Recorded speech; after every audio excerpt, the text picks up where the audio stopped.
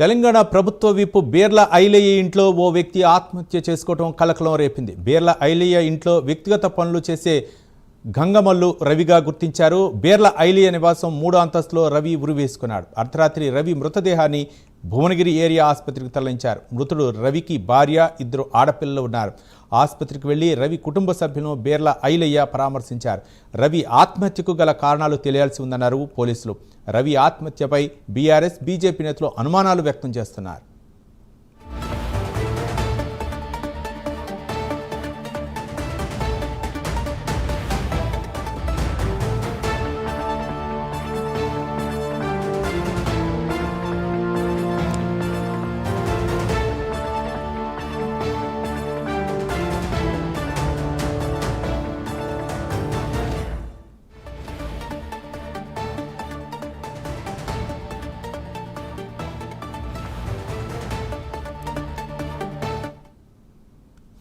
తెలంగాణ ప్రభుత్వ విప్ బీర్ల ఐలయ్య ఇంట్లో ఓ వ్యక్తి ఆత్మహత్య చేసుకున్నాడు.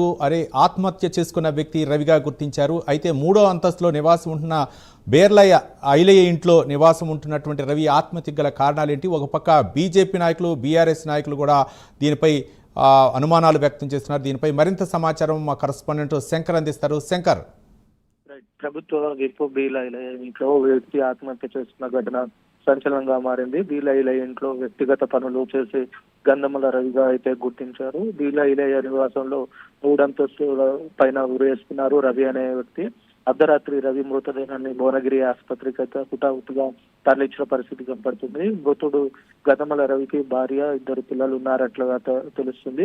రవి ఆత్మహత్యకు కారణాలు తెలియాల్సి అయితే ఉంది. పోలీసులు ఎఫ్ఐఆర్ నమోదు చేసుకున్నట్టయితే తెలుస్తున్న పరిస్థితి కనపడుతుంది. అయితే మృతదేహాన్ని భువనగిరి ప్రభుత్వ ఆసుపత్రికి తరలించారు.